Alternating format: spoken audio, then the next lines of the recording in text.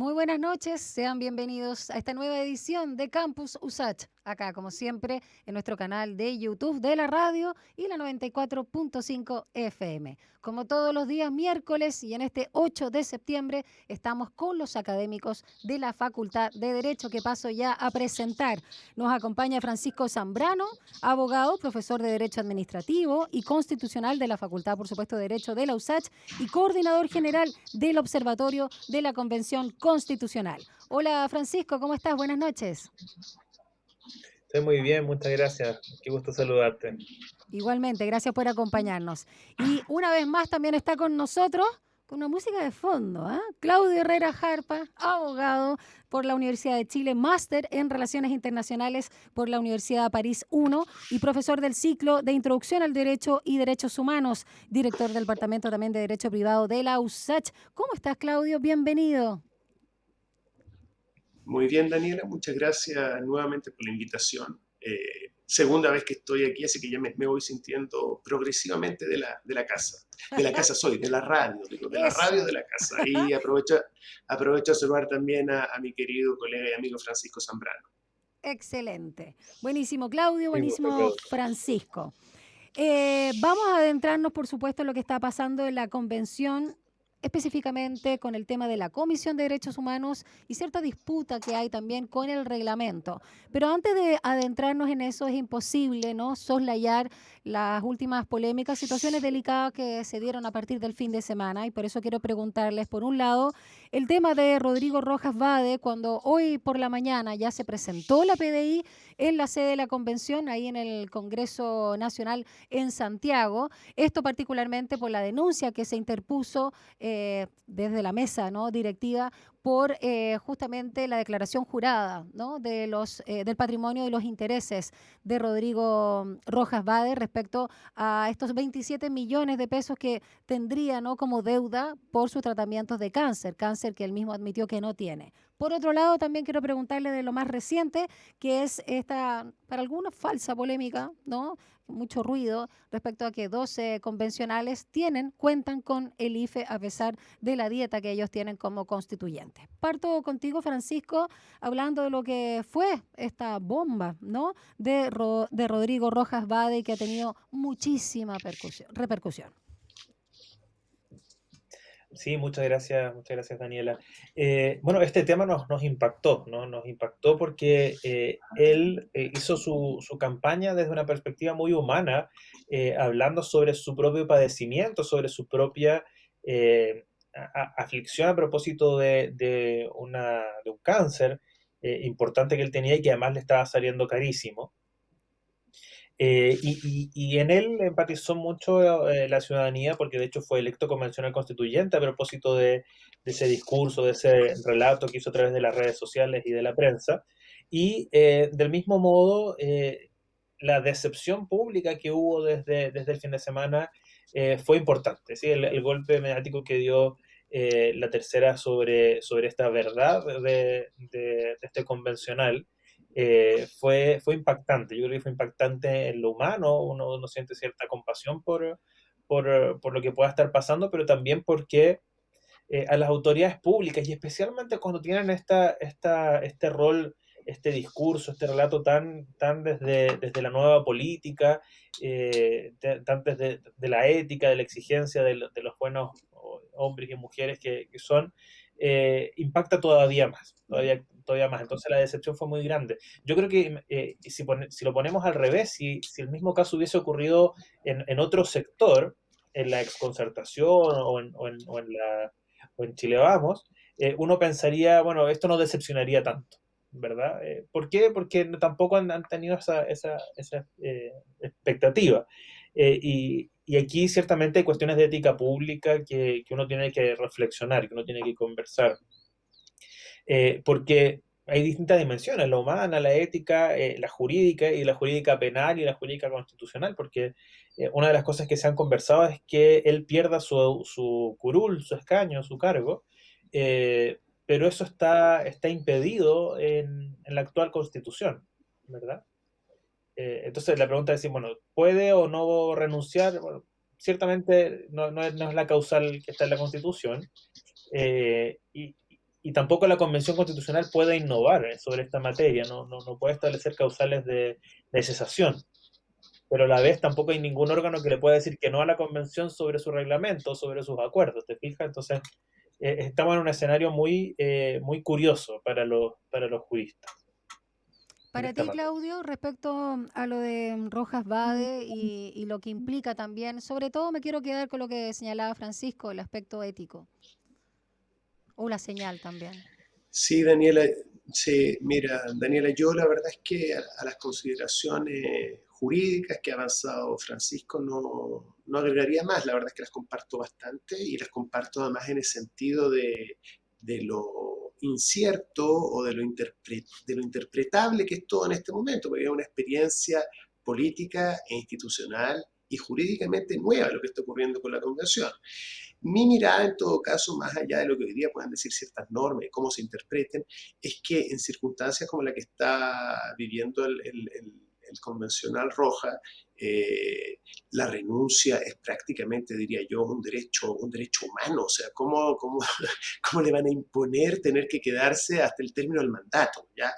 eh, Aunque la Constitución no establezca ni prevé esta situación, o sea, si el hombre no está en condiciones de poder cumplir su mandato y está deprimido, qué sé yo, la renuncia, a mí al menos, eh, va de suyo.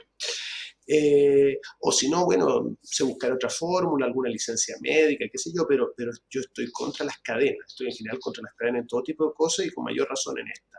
Y yendo al segundo punto, que yo creo que es el más interesante y que excede con mucho solamente lo jurídico, la dimensión ética, a mí la verdad es que me da una profunda pena la situación del comisionado Roja, más que una desilusión o grandes palabras, no, pena por él, pena por tantas personas que en este país efectivamente, no obstante estar enfermas, tener que seguir adelante un tratamiento, no pueden aún hoy día, y siendo grupos tan abiertos, tan libertarios, pero verbalizar frente a su familia, a sus seres cercanos, cuál es su verdadera dolencia. Eso a mí me conmueve profundamente y me habla de que eso debe llamarnos a reflexión y la misma, si me permite la expresión, capotera que se le está dando a él y a su sector en clave política antigua, en esta misma clave que nosotros estamos aquí compartiendo. O sea, bueno, ustedes que se decían tan angelicales, tan incorruptos, tan buenos, ven que somos todos de los mismos, es un mal discurso a mi modo de ver, porque no se hace cargo del profundo drama humano que hoy día se ve y se expresa y se representa en Rodrigo, pero que viven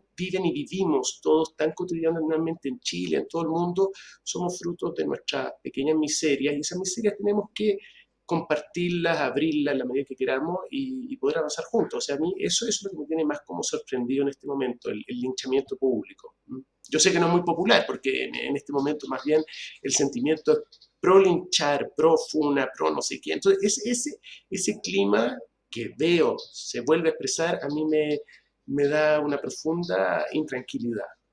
Sí, yo personalmente concuerdo con eso, me produjo mucha compasión la situación en la que él está, como para haber también llegado a eso por temor, ¿no? Por estos miedos también de ser rechazado.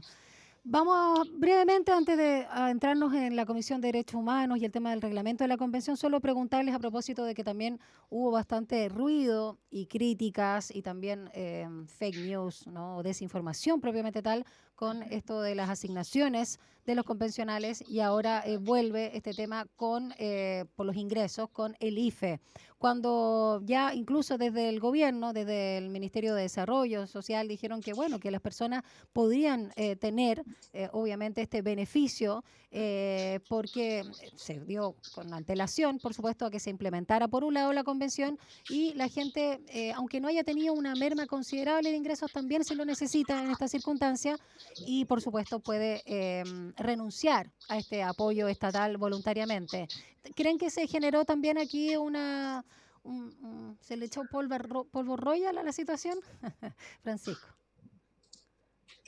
Sí, bueno, no hay que olvidarnos que el IFE es eso, es un ingreso familiar de emergencia, es un ingreso familiar. Entonces, no solamente tenemos que examinar cuál es la condición de cada convencional, sino que en el ámbito familiar también, ¿sí?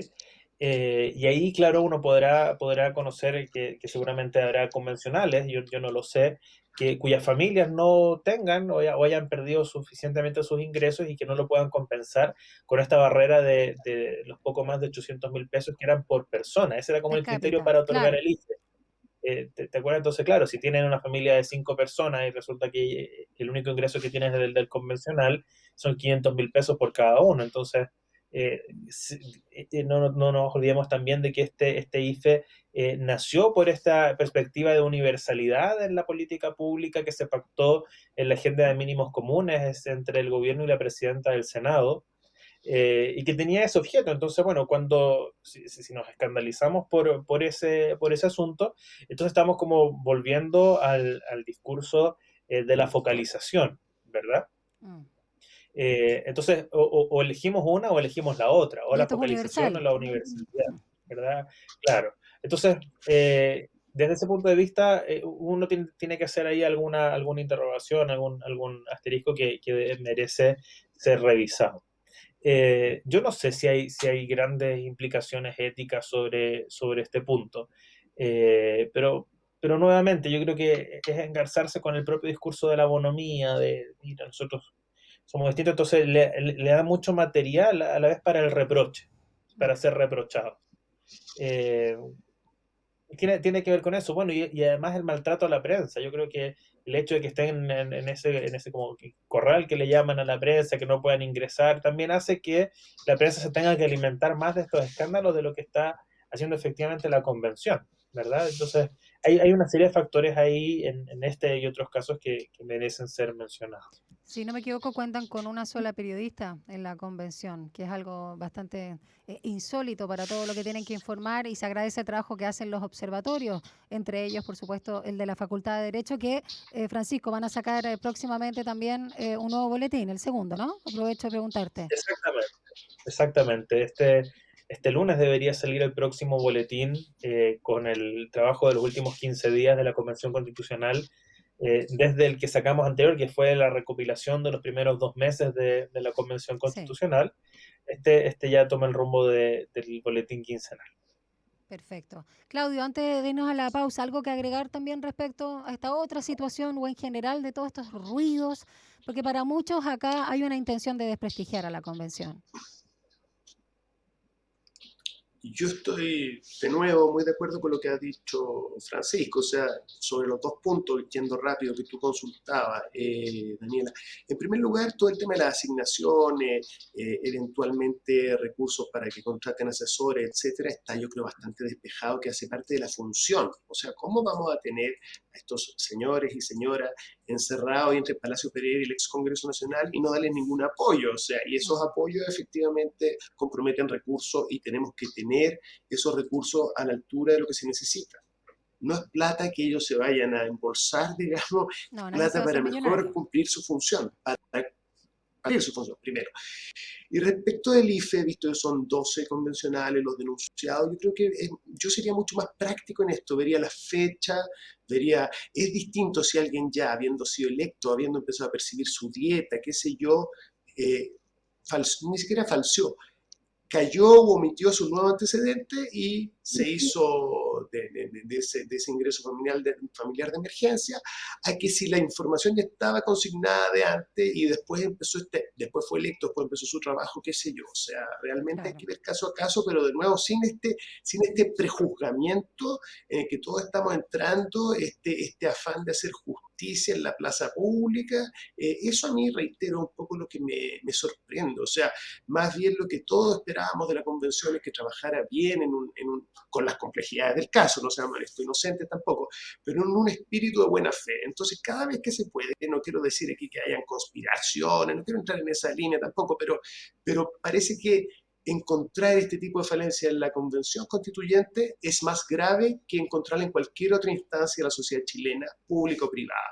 Y eso, bueno, también debe llamarnos a reflexión, ¿eh? Porque tal vez algún sector, alguna gente, alguna propaganda, alguna idea en el ideario colectivo pensó que esta era una suerte de asamblea de ángeles y no es así, pues. O sea, yo estoy por renovar permanentemente este voto de confianza a la Convención Constituyente.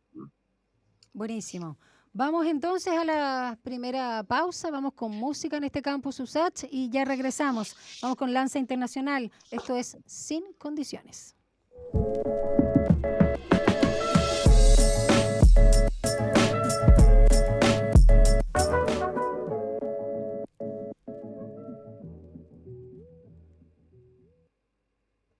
Bueno, en el documento aprobado en la Comisión de Derechos Humanos se plantea en el primer artículo la creación de una única Comisión Permanente de Derechos Humanos, ambientales, de la naturaleza y garantías constitucionales. Sin embargo, esta norma es incompatible o era incompatible con lo aprobado en el reglamento, ya que en el artículo 46 proponen 7 comisiones, entre las cuales una abordará los derechos fundamentales y otra los temas de medio ambiente, derechos de la naturaleza, bienes naturales comunes y modelo económico. Y el Pleno de la Convención entonces va a votar en general la propuesta del reglamento permanente, la cual cuenta con estas discrepancias entre los constituyentes en materia de derechos humanos. En detalle, respecto a la materia de derechos humanos, está levantar el secreto de la Comisión Valeg, reformar las Fuerzas Armadas y refundar policías e incorporar también a los jóvenes mayores de 14 años en el plebiscito de salida. Francisco, quiero partir contigo viendo este tema de la Comisión de Derechos Humanos y el reglamento como situación más macro, y luego ya con Claudio vemos el detalle de estos distintos puntos, ¿no?, en los que quieren ahondar desde la Comisión de Derechos Humanos. Sí, sobre el punto, yo tiendo a ser más crítico, quizás por mi especialidad, pero tenemos que preocuparnos de las competencias de la Convención Constitucional.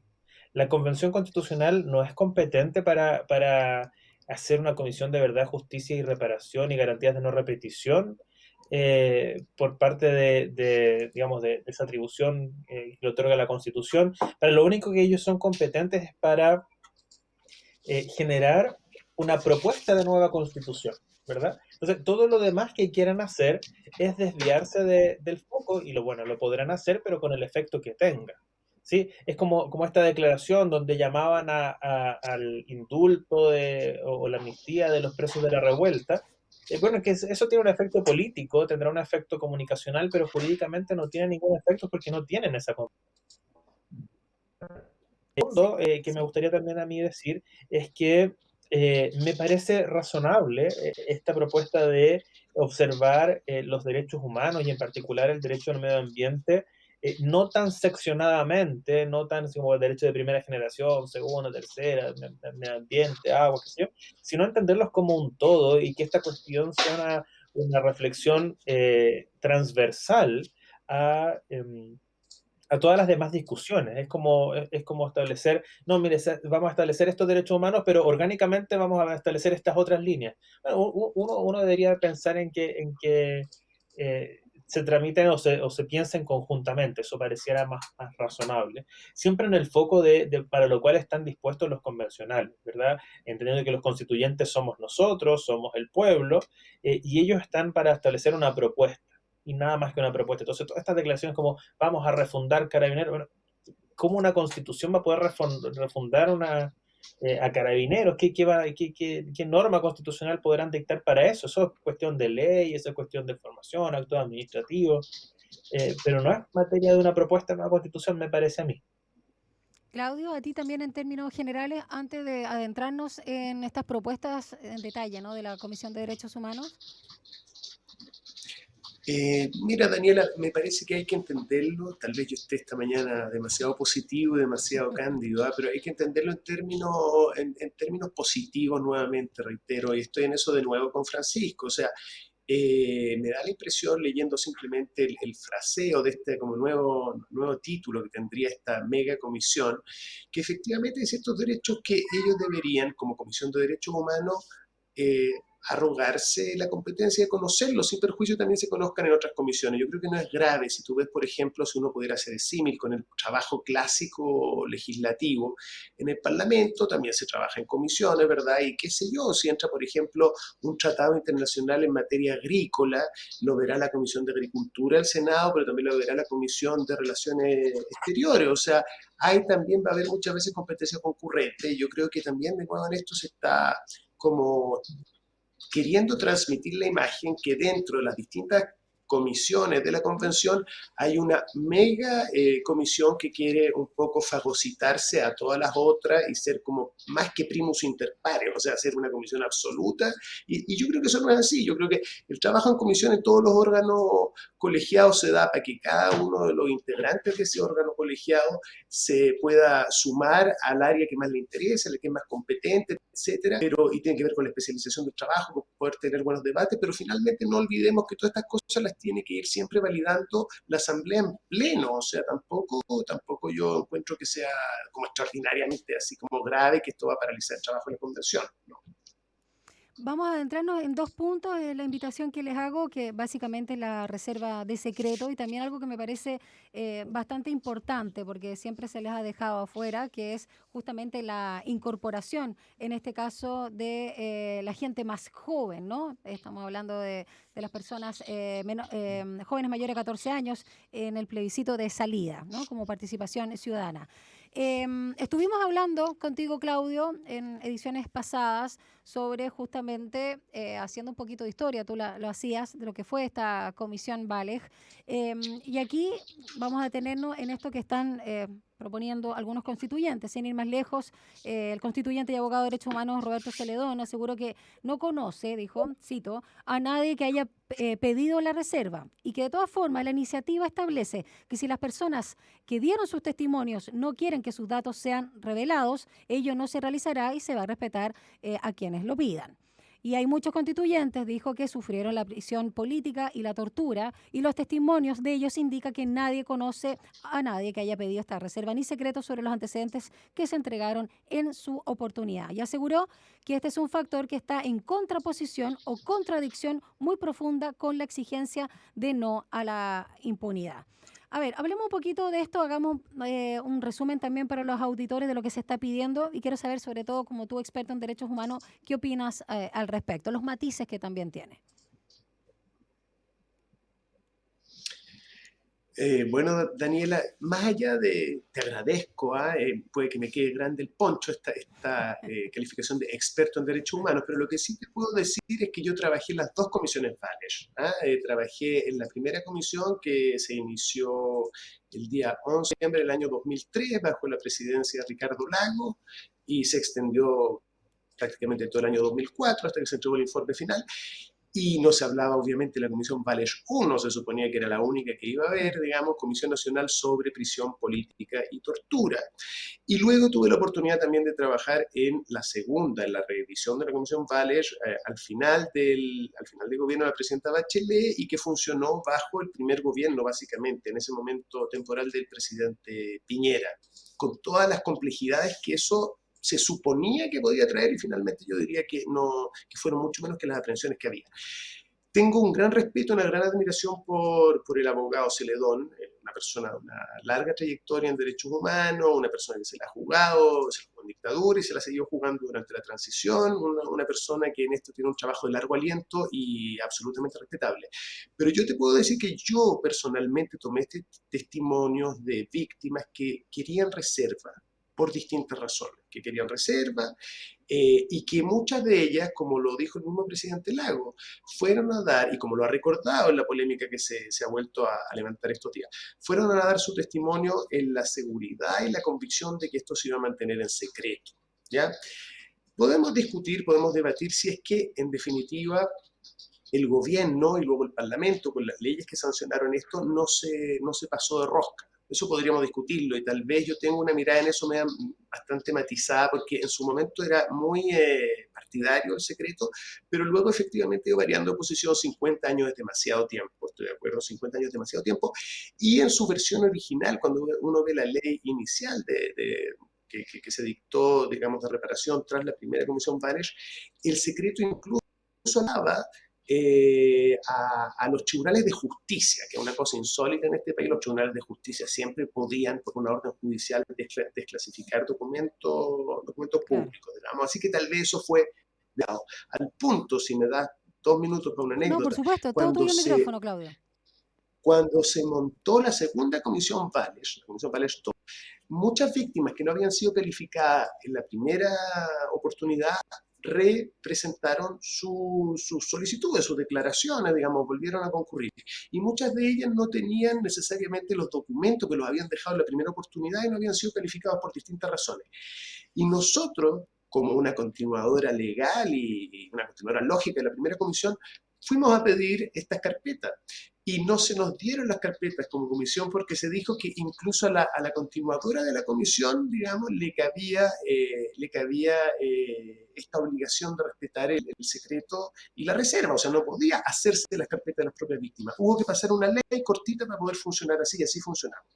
Y para terminar con este punto, no lo sé terminar, pero terminar con esta información general para los auditores, puede ser interesante, ese secreto, esa reserva hoy día es, diría yo, relativo, en el sentido que las propias víctimas pueden autorizar, ¿verdad?, que sus carpetas y sus antecedentes sean hechos públicos y los tribunales tienen acceso. Entonces, yo creo que lo que estamos ahora un poco poniendo en balanza es o una transparencia total y absoluta de esos antecedentes, un poco el extremo, o el secreto total. El secreto total ya no existe y yo creo que la apertura total de los antecedentes hiere algunas susceptibilidades. No digo que la de las miles y miles y miles de víctimas que concurrieron a dar sus testimonios, pero estoy seguro porque lo sé, por lo menos que en su momento muchas personas lo dieron bajo la convicción de que se iban a mantener en secreto. Si esas personas han dado los últimos 10, 15 años de su posición psicológica, qué sé yo, muy bien, estupendo, pero además pueden hacerlo hoy día autorizando que sus antecedentes sean liberados, digamos. ¿Mm? Ese es un poco mis distintos sentires frente a esta polémica. Claudio, es algo muy prosaico, pero ya que he escuchado las dos versiones de la pronunciación del apellido de la comisión, ¿no? ¿Es Valech o Valej? Ahí, porque yo decía Valech hasta ayer, que escuché a mis padres decir Valej, pero como tú participaste ahí, aclárame, por favor. Yo creo que don Sergio, Monseñor Sergio ¿Sí? Valech, siempre dije es una CH, pero un poquito menos, pero no sé, Ya, Valech. vale. Lo voy a incorporar. Quiero saber tu opinión también, Francisco, al respecto de esto de que sea relativo, de respetar también las distintas sensibilidades, como señalaba Claudio, más allá de que la gente también pueda cambiar de opinión a la luz de los nuevos tiempos o de sus propios procesos personales, pero que no se imponga, ¿no? Algo. Yo, si me permiten contar una infidencia que yo sé Sí. que Claudio me va a perdonar. Yo fui estudiante del profesor Herrera y el año 2007, imagínate. Y una de las cosas que yo admiré fue el trabajo que hizo la Comisión Ballet. Entonces, no podría a este respecto decir más que el profesor Herrera. Sí quizás aportar que la transparencia nunca es absoluta, ¿verdad? Si bien es la regla general, en las democracias la reserva o el secreto también es admitido, ¿sí? Porque existen ciertos bienes jurídicos que es necesario mantener con un conocimiento algo más restringido. Por ejemplo, cuestiones internacionales, cuestiones de defensa nacional, y una de las 4 causales que establece la actual Constitución y que además reconocen los tratados internacionales de derechos humanos es la privacidad o el derecho de las personas, ¿verdad? Entonces, yo también en mi familia tengo algún conocido que declaró, ya falleció, pero declaró con la condición del secreto y como garantía además de su vida. Entonces, claro, sobre todo si hubo personas que solicitaron esta reserva, este secreto, naturalmente no puede ser transparentado porque se estaría violando un derecho fundamental por parte del Estado. Por muy buenas intenciones que puedan existir, no tenemos que olvidarnos de que en materia de protección de derechos humanos tenemos que ser especialmente delicados, especialmente cuidadosos y no pasar a llevarlos por querer hacer una mejora. Como decía el viejo refrán, los cuidados del sacristán mataron al señor cura. Entonces, tengamos cuidado con ese tipo de aseveraciones. Sí. Perfecto. Claudio. Daniela, incluso si me puedo permitir un tema que tal vez está fuera de lugar, pero voy a contar una cosa que es profundamente personal. Eh, Mi papá, que era un joven empleado público, trabajaba en el Ministerio de Relaciones Exteriores, bueno, después del golpe de Estado fue detenido, estuvo preso y después se fue al exilio. No fuimos al exilio. Bueno, mi papá sigue vivo afortunadamente. Mi papá nunca me ha contado lo que le pasó en esos días o semanas en que estuvo detenido, entiendo que en General Maquena, en las investigaciones. Bueno, y fue a dar su testimonio y mi papá está calificado junto con otros miles de víctimas chilenas. Yo tenía obviamente acceso a la ficha de mi papá y nunca me permití leerla, ¿ya? Porque si él no me había querido contar, yo no quería enterarme. Se nos fue ahí un poquito la señal con Claudio cuando nos estaba contando algo tan importante y sensible. Perdón, Claudio, si puedes repetir la última frase porque justo se cortó la señal. Tú no querías ver la ficha, tenías acceso a ella por el respeto también a la voluntad de tu padre. A la voluntad de mi padre, exactamente, a la voluntad de mi padre, sí, sí. Entonces, bueno, yo sé que es un caso absolutamente personal, digo, le pido disculpas a miles de víctimas que están también en la otra posición, pero yo creo que estos problemas tan complejos Sí, no hay que simplificarlo, hay que sí. entenderlos en toda su complejidad, valga la redundancia. Eso por un lado, y lo otro, Daniel, y con esto sí termino, el otro gran debate, que ese sí que es un debate que uno podría dar, es si es que el secreto se puso originalmente en favor de custodiar, de salvaguardar a los victimarios o en Exacto. favor de las víctimas, porque ese es el debate Ese que es el subyace punto. todo esto. O sea, exactamente, hay partes, hay agrupaciones de derechos humanos, hay personas individualmente consideradas que siempre sostuvieron o que se han venido sumando a la posición de que este secreto era para favorecer a los victimarios, a los perpetradores, ¿verdad? Y otras personas dicen, no, este secreto siempre se pensó en función de darles a las víctimas, ¿verdad?, una cierta garantía de reserva y de confidencialidad en la entrega de sus antecedentes. Y esos dos puntos son finalmente los que están en tensión, sino no es simplemente abramos, no abramos, o sea, eso es lo que yo creo está de atrás. Gracias, Claudio. Gracias, Francisco. Vamos a hacer una nueva pausa en este Campus USACH, la última canción para ir también a la última parte del programa. Suena Daft Punk. Esto es One More Time.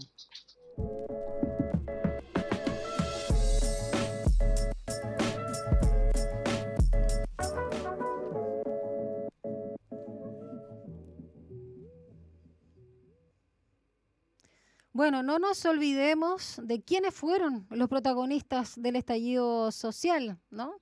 Los que saltaron el torniquete, que de hecho son pingüinos y pingüinas escolares, ni siquiera secundarios, aunque ellos también obviamente estuvieron movilizándose desde el 2006 con los mismos estudiantes secundarios, 2011 fuertemente, y también se hicieron parte, por supuesto, no solo el tema de la evasión propiamente tal, sino de cómo esto fue en escalada en el espacio público, tanto en Santiago como en Valparaíso, en Concepción y en otras regiones, respecto a este malestar, no solo ciudadano, sino absolutamente masivo, ¿no? Revolución, insurrección, estallido, da lo mismo el nombre que le pongamos. Pero claramente fueron las y los jóvenes quienes levantaron estas banderas literalmente multicolores, no adscritas a ningún partido político, sino más bien a cosmovisiones, ¿no? Representaciones de valores, de formas de habitar esta sociedad, este Chile. Y por eso quiero adentrarnos en esta última parte, en esta propuesta, ¿no?, que se hace también respecto a incorporar a los jóvenes mayores de 14 años en el plebiscito de salida. Y me quiero tomar de esto también para ver cuántos sienten que han estado incorporados, integrados o no, escuchados o no, justamente las personas que van entre 14 y 18 años, sobre todo desde la participación incluso del debate hoy en día. Ya sabemos que por voto, aunque se está pensando, ¿no?, que sean los mayores de 16. Francisco. La fijación de una edad para votar es ciertamente una cuestión discrecional, por no decir arbitraria, de cada sociedad. Eh, Creo yo que no existe ninguna justificación ética o biológica para decir sí, siempre a los 18 años, cuando antes ha ido a los 21, a los 24, en otros países llega hasta los 16. Eso es una cuestión donde la ciencia política, digamos, ha intentado establecer ciertos estándares, pero lo que termina haciéndose es más bien promedios en este sentido. Pero de eso no se sigue que, tal y como dice la Constitución actual, todas las personas en Chile, ni siquiera los chilenos, todas las personas en Chile tienen derecho a participar con igualdad de oportunidades en la vida nacional. Y eso implica no solamente votar en las elecciones, que eso, Chile además es uno de los países más abiertos en materia de voto de extranjeros. Nosotros lo tuvimos en nuestra constitución bastante tempranamente, sino también, por ejemplo, la de manifestarse, por ejemplo, la de criticar, por ejemplo, la de hacer presentaciones o peticiones a las autoridades, por ejemplo, el derecho de ser escuchados. Los niños tienen especial derecho de ser escuchados cuando se tratan asuntos digamos, que puedan impactar en su situación de todo tipo. Entonces, yo no circunscribiría la participación política únicamente al voto, sin perjuicio que el voto es Es la más naturalmente... vinculante, igual, ¿no, Francisco? ¿Cómo? En la práctica, igual es la más vinculante, hay que decirlo. Es ciertamente la más vinculante, pero fíjate que está votando muy poca gente en Chile y eso no significa que no sea porque no tienen derecho a voto, porque no participen de otro modo. Si uno ve las encuestas, uno se da cuenta de que hay mucha más confianza en otras vías de participación política, desde juntas de vecinos, desde sindicatos, desde incluso partidos políticos donde no votan todos sus militantes, muy curioso, o desde las agrupaciones como las federaciones estudiantiles, los centros de estudiantes, que son también elementos sumamente importantes de participación. Eh, el voto es trascendental, yo estoy muy de acuerdo con eso, pero no se circunscribe solo al voto a la participación política. ¿Y la propuesta que hace Hay la muchas convención? otras ¿Qué te alternativas parece? políticas. De Perdón, incluir. No, ¿qué te parece la propuesta concreta de algunos constituyentes a partir de la Comisión de Derechos Humanos de incluir a los mayores de 14 años en el plebiscito de salida? A mí en principio no me parece mal ninguna fórmula al respecto. Hay, por ejemplo, en Ecuador los mayores de 14 años pueden votar en las elecciones municipales. Eso es una posición y quizás también es una alternativa para politizar o dar participación política lo más temprano posible, pero por sí solo no es ninguna medida democrática, podríamos decir. Hay que tener ojo también, o sea, si digamos, una persona que tiene 15 años no puede ser responsable penalmente como un adulto, no puede casarse, no puede firmar un contrato, no puede firmar un contrato a una persona menor de 18 años, un contrato cualquiera. eh, claro, uno se replantearía si es que también es importante que voten. No está equiparado, tú Yo, dices. ¿cómo? No está equiparado. Tendría, o sea, Claro, o sea, tiene que haber algún criterio un poco más extendido respecto a todas esas consecuencias jurídicas. Yo en mi época escolar era muy político y digamos que yo no puedo votar en las elecciones de 2005 aunque participé y me hubiese encantado, me hubiese encantado. Y por eso no veo malo que se rebaje la edad para votar en algunos casos, quizás en algunas elecciones en particular, siempre considerando que hay muchas otras vías de participación política y que además hay muchas otras consecuencias que pudiesen asumir las personas que mm, vayan a votar y que tienen que repercutir en eso también. perfecto. Claudio, para ti, ¿qué señal hay detrás de esto, sobre todo cuando pensamos en derechos humanos? Sí, es una pregunta, como decía Francisco, interesante. No hay efectivamente una única respuesta a esto. Nosotros tuvimos por mucho tiempo, piensa tú, Daniela, la mayoría de edad a los 21 años, Sí. después mayoría de edad que estaba absolutamente más vinculada, como sigue hasta hoy día, al derecho a votar, digamos. Luego bajó los 18. A mí me sigue, nuestra actual constitución tiene cosas más o menos extrañas. te lo van a poder explicar mucho, pero a mí me parece que si tú a los 18 años ya eres mayor de edad y puedes votar, también puedes ser elegido diputado, senador y presidente de la República. O sea, tenemos ahora el caso de algunos eventuales candidatos que no pudieron ser candidatos porque tenían 34 y medio, ya Claro. no voy a nombrar. Ujú. Entonces, es como medio ridículo también poner ese tipo yo ahí me la jugaría con todo. O sea, si una persona, si vamos como sociedad a definir que desde que uno es mayor de edad uno tiene plenos derechos y plenas responsabilidades también, adelante. Ahora, ¿qué pasa con aquellos sujetos que van a sus personas, con aquellas personas que tienen, no tienen todavía la mayoría de edad, pero que están en una edad de razón, digamos, y que podrían incidir de muy importante en la vida política nacional? Me refiero un poco al proyecto de los jóvenes entre los 14 y los 18 años, y que de hecho inciden, como tú muy bien recordaste, mueven la calle, han sido muchas veces, ¿verdad?, la cabeza de lanza de este inicio de movimientos populares, qué sé yo. ¿Qué pasa con ellos? Habría de repente que preguntarle a ellos mismos, yo sé, si es que están interesados en ir a votar. O sea, yo creo que conozco a muchos de ellos que siguen muy movilizados, que son básicamente ellos, estos jóvenes, los que tienen tomado, por ejemplo, el Instituto de Derechos Humanos, etcétera, ya. Y no creo que estén especialmente interesados por ejercer el derecho a sufragio, tal vez sí. 14, para responderte algo en concreto, 14 sí me parece un poco muy luego. Si vamos a hacer un piloto en el plebiscito de salida, tal vez yo me podría abrir a que los mayores de 16 años, qué sé yo. ¿Ya? Pero el gran desafío, y con esto cierro, el gran desafío es hacer que la gente que puede votar, vote. ¿Sí? O sea, ¿para qué vamos a seguir sumando gente a los potenciales electores si ni siquiera logramos que las personas que tienen derecho a voto voten por sobre el 50% en las últimas elecciones? Entonces, es cierto que el plebiscito de salida es con voto obligatorio, pero ¿qué va a hacer? ¿Va a estar empujando a la gente para que vaya a votar? O sea, no, esto que sea con voto obligatorio obviamente es una obviedad, reitero, decir, pero no significa que todos los ciudadanos van a ir a votar. No, lejos de eso. Yo creo que deberíamos centrarnos primero en las personas que, teniendo derecho a voto, están restándose de los procesos electorales. Y luego ver si nos abrimos a ese grupo entre los 16, 18, qué sé yo. Pero primero, yo diría lo primero. Claudio, y Eso. respecto a eso, solo un punto breve. Las personas que están privadas de libertad, ¿qué está pasando Entonces, los realmente con presos, ello? yo desconozco, tal vez Francisco tenga el dato más preciso, pero hay ciertas condenas penales que traen aparejada la pérdida de los derechos ciudadanos, entre otros el derecho, ¿ya?